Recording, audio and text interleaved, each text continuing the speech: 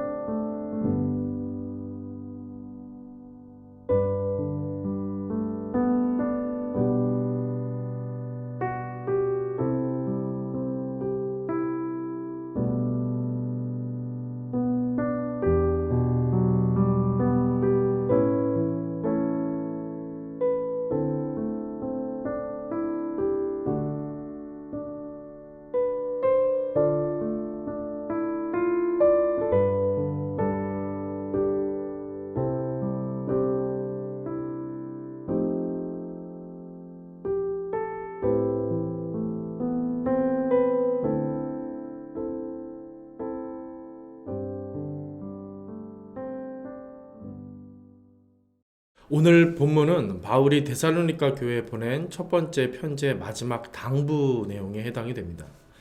1절에서 말하듯 바울은 데살로니가 교회가 하나님의 기쁨을 위해 더욱 힘써라 그렇게 말하고 있습니다. 바울은 이 서신 사실 처음부터 복음에 대해 이야기할 때 말뿐인 복음이 아닌 삶으로 능력으로 그렇게 실제적으로 나타나는 복음의 실천과 행함을 강조했었습니다. 그러면서 특별히 강림이라는 말을 이 서신에서 자주 사용하고 있는데요. 주님의 강림을 생각하며 이 땅에서 그 복음의 삶, 믿음의 삶을 실제적으로 살아내라 그렇게 말하고 있는 것입니다. 그 구체적인 삶의 방향으로서 무엇을 말했냐면 바로 사랑입니다. 사랑. 강림하시는 그분을 기쁘시게 하기 위하여 서로 사랑하는 삶을 살아라. 그렇게 사도 바울은 말하고 있었던 겁니다. 그러면서 오늘 이어지는 이 4장 말씀도 연속선상에서 우리가 볼 수 있습니다. 처음 1절에서 뭐라고 말했습니까? 마땅히 어떻게 행하며 하나님을 기쁘시게 할 수 있는지를 우리에게 배웠으니 라고 말을 했는데 이것은 이어지는 사랑의 삶을 염두하고 한 말입니다. 성도 간의 사랑이 이처럼 무엇보다 하나님께 기쁨이 되며 그 삶에 한계를 두지 말고 계속해서 더욱이 사랑의 삶에 힘써라. 이렇게 힘쓰는 것이 주님을 기쁘시게 해드리는 일이라고 사도 바울은 강조하고 있는 것입니다. 이것이 강림하실 주님을 예비하는 성도의 참된 모습이고 교회의 가장 온전하고 탁월한 모습이 된다라고 사도 바울은 마지막으로 다시 한번 당부하며 강조하는 것입니다. 바울은 고린도 교회에 보낸 첫 번째 편지에서도 이 사랑에 대해서 말한 적이 있습니다. 여러 다양한 은사들을 말하며 성도들이 이 은사들에 집중하고 경쟁하는 것이 아니라 사랑이라는 이 하나의 길, 그 궁극적인 길, 그 비전을 향해서 이 은사들을 추구하고 사용해야 된다 말했던 것입니다. 이 사랑의 삶, 사랑의 관계가 얼마나 중요한지 사도 바울은 자신의 거의 처음 서신인 이 데살로니가 전서에 이토록 강조하며 기록을 했었던 것이고요. 또 그 유명한 고린도 전서에 사랑장이라 불릴 만큼 심도 있게 다시 한번 강조하며 우리에게 말했던 것입니다. 우리가 교회에서 정말 많고 다양한 사역들을 하고 행사들, 프로그램들을 하고 있는데 그리고 또 많은 예배들을 준비해서 드리고 있는데 과연 우리는 어떤 방향을 향해 나아가고 있는가 다시 한번 오늘 말씀을 통해 생각해 보지 않을 수 없게 되는 것입니다. 우리는 과연 얼마나 이 하나님이 기뻐하시는 사랑의 길, 이 사랑의 길로 나아가고 있는가, 이 사랑이 더 두터워지고 깊어지고 넓어지고 있는지 우리의 많은 또 다양한 예배들과 사역들을 앞에 두고 생각해 보게 되는 것입니다. 저는 지난 수요일 밤에 우리 믿음마을 촌장님들과 촌장 모임을 하면서 많은 감동을 받았는데 어떤 총장님이 그런 말씀을 하셨습니다.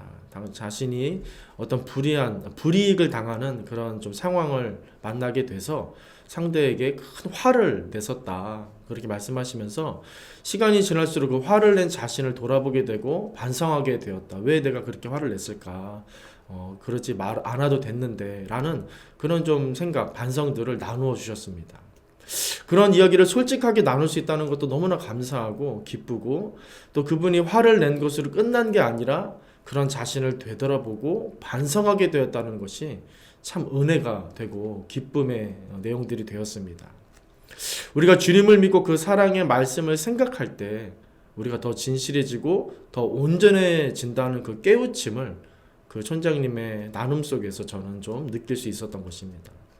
또 어떤 촌장님은 촌사역을 보다 효과적으로 잘 할 수 있도록 계속 소통하며 적절한 촌원을 계속 그렇게 또 이렇게 보내주고 그러니까 그 자체가 너무 감사하고 기쁘고 즐겁다 이런 말씀을 하셨습니다. 사역이 기쁘다는 것입니다. 맡겨주심에 너무 감사하다는 것입니다.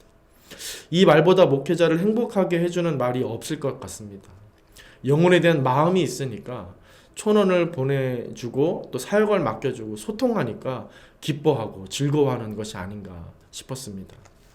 저는 이분들의 나눔을 들으며 성경에서 얻는 진리 깨우침만큼이나 큰 깨우침과 감동을 얻을 수 있었습니다. 이런 삶, 이런 사역, 이것이 바울이 말하는 사랑의 길이 아닐까 저는 좀 개인적으로 생각해 볼 수 있었습니다. 주님을 사랑하고 영혼을 사랑하고 그래서 나를 돌아보게 되고 그래서 영혼 사역이 기쁘고 영혼을 맡겨짐에 감사하고 그런 것이겠다라는 생각이 들었기 때문입니다. 하나님이 우리 삶의 방향과 교회에 나아갈 방향을 이처럼 사랑으로 정해 놓으신 것입니다. 그분이 십자가를 지시고 그 길을 먼저 가셨고 우리에게 이제 가벼운 멍에를 주시며 그 길로 가자. 그 길로 함께 가자. 그렇게 하시는 것입니다. 우리가 교회를 생각할 때 또 서로를 생각할 때 무엇보다 이 사랑의 감동이 있으면 얼마나 좋을까라는 묵상을 한참 하게 되었습니다. 우리가 사는 일상의 삶과 교회에서 하는 모든 예배와 행사와 프로그램이 이런 방향으로 나아갈 수 있도록 집중하고 애써야 되지 않을까 싶었습니다. 단순히 예배를 위한 예배, 또 행사를 위한 행사가 되지 않고 사랑의 실천을 위하고 사랑의 성취를 위한 우리의 예배와 행사가 되도록 우리가 애쓸 때 진정 우리는 성도다워지고 교회다워질 거다라는 생각을 합니다. 오늘 이 아침에 우리가 함께 말씀을 나누고 기도하는 것도 어떻습니까? 이 일을 위한 것임을 다시 한번 확인할 수 있었으면 좋겠습니다. 다시 한번 우리의 방향을 점검하고 사랑의 길로 우리가 나아가고 있는가? 그분의 사랑을 실천해드리고 나타내고 그래서 그분을 기쁘시게 하는 그 길, 그 방향으로 우리가 가고 있는가? 이 사실을 확인하고 점검하는 말씀 나눔의 시간, 이 아침의 시간이 되었으면 좋겠습니다. 그리고 바울은 계속해서 또 한 가지를 강조하며 말하는데 그것이 무엇입니까? 바로 거룩입니다. 거룩. 그리고 그 거룩은 우리가 흔히 생각하는 종교적인 내용이 아닙니다. 특별히 눈에 띄는 것이 4절에 있는데요. 4절을 다시 한번 읽어드리겠습니다. 각각 거룩함과 존귀함으로 자기의 아내 대할 줄을 알고 각각 거룩함과 존귀함으로 자기의 아내 대할 줄을 알고 그렇게 합니다. 당시 유대 사회에서도 그렇고 유교 문화권인 우리들도 그렇고요. 어떻습니까? 여성에 대해서 좀 어떤 존귀함을 논하기는 어렵습니다. 그런데 바울은 사랑과 거룩을 이야기하며 그 시대에 그 실제 적용점을 누구에게 두고 있습니까? 여성인 아내에게 두고 있는 것입니다. 거룩함과 존귀함으로 자기 아내를 대하는 것이 하나님이 기뻐하시는 거룩이고 사랑이라는 말입니다. 그래서 예배를 잘 드려도 아내를 존귀하게 여기지 않으면 어떻게 되는 겁니까? 거룩한 것이 아니라는 겁니다. 사역을 잘 해내도 내 아내 혹은 내 주변의 어떤 한 사람, 한 명의 약자를 존귀하게 대하지 않는 것, 이건 역시 어떻습니까? 거룩하지 못한 것이라고 말하는 것입니다. 다시 한번 우리가 그토록 중요하게 여기고 숭고하게 여기는 거룩을 되새겨볼 필요가 있습니다. 하나님은 결코 이것을 종교적인 것으로 풀어내지 않고 계시다는 겁니다. 종교적인 수단이 필요하고 정말 중요하지만 그것은 때로 본질이 아닌 것입니다. 그렇다고 예배와 사역을 경히 여기거나 비판하는 것은 결코 아닙니다. 우리는 거룩한 예배자, 거룩한 사역자가 되어야 합니다. 다만 그 거룩한 예배자, 거룩한 사역자 안에는 약자를 존귀히 여기고 아내를 소중히 여기며 책임을 다하고 섬기고 사랑하는 것, 이런 것들이 필수적으로 포함되어야만 한다는 말입니다. 아내를 존귀히 여기지 않는 종교인은 결코 거룩한 예배자가 될 수 없는 것입니다. 열심히 광적으로 교회 다니는 단면만을 보고 그 사람을 성도라고 부를 수 없다는 것입니다. 하나님을 사랑하고 하나님을 예배하는 그 마음으로 약자를 섬기고 아내를 사랑하는 그 존재적 가치를 계속해서 실천해 나가고 실현시켜 나가는 그 사람이야말로 성도다, 예배자다 할 수 있다는 것입니다. 7절에서 바울은 이렇게 말합니다. 하나님이 우리를 부르심은 부정하게 하심이 아니요 거룩하게 하심이니. 하나님이 우리를 부르심은 부정하게 하심이 아니요 무엇이라고요? 거룩하게 하심이다 라고 말합니다. 우리를 종교인으로 부르지 않고 거룩한 자로 부르셨다는 겁니다. 우리를 종교인이 아닌 그리스도인으로, 성도로, 예배자로 부르셨다는 말입니다. 그렇기 때문에 우리에게 사랑을 명령하시고 거룩을 명령하시는 것입니다. 그래서 우리에게 사랑을 기대하시고요, 거룩을 기대하실 수 있는 겁니다. 그리고 또한 그 사랑의 삶, 그 거룩의 삶에 참 기쁨이 있음을 우리에게 알려주시는 것입니다. 사랑하지 못했고 거룩하지 못했던 내 삶을 그냥 지나쳐 버릴 수가 없고, 영혼이 맡겨주고 영혼을 섬기며 함께 교제하는 것에 큰 기쁨과 감사를 느끼는 것, 이런 삶을 우리가 살아가길, 또 살아내길 하나님이 원하시는 것이 아닐까, 가슴 깊이 울림과 같은 그런 느낌을 받게 됩니다. 오늘 우리 보나님께 성도님들, 또 어떤 삶이 그 앞에 펼쳐질지, 어떤 사람들 또 어떤 일들을 만나게 되실지 모르지만, 오늘 말씀을 통해 이 한 가지, 하나님의 부르심을 잊지 마시기 바랍니다. 그분의 부르심이 가장 강합니다. 세상 사람보다, 세상 그 어떤 것보다 그분의 부르심이 더 힘이 세고 강합니다. 어떤 상황, 어떤 환경에 놓이시더라도 그분의 강력한 그 부르심과, 그래서 붙들어 주시고 인도해 주시는 그분의 손길을 바라보시고 더욱 의뢰하시고 더욱 의지하게 되시길 바랍니다. 그 인생을 명령하시고 기대하시며 요청하시는 하나님이 그 넘치는 기쁨으로써 우리를 도와주시고 우리와 함께 해주실 것입니다. 오늘 더욱 그분을 경험하며 체험하는 삶을 우리 모든 성도님들 살게 되시기를 주님의 이름으로 간절히 축원드립니다. 하나님, 우리를 긍휼히 여기사 믿음으로 하나님을 더욱 사랑하며 성도를 사랑하며 약자를 향하여서, 또 내 아내를 향하여서 하나님 앞에서 그 받은 말씀을 기억하며 존귀히 여길 줄 아는 그 거룩한 삶을 우리로 살게 하여 주시옵소서.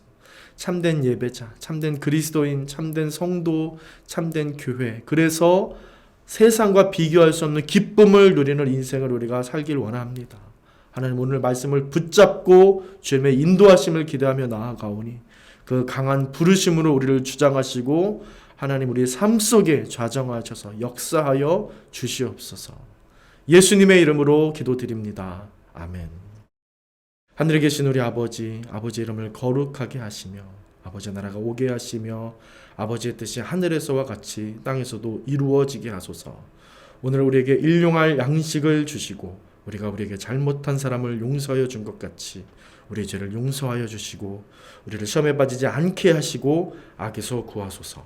나라와 권능과 영광이 영원히 아버지의 것입니다. 아멘.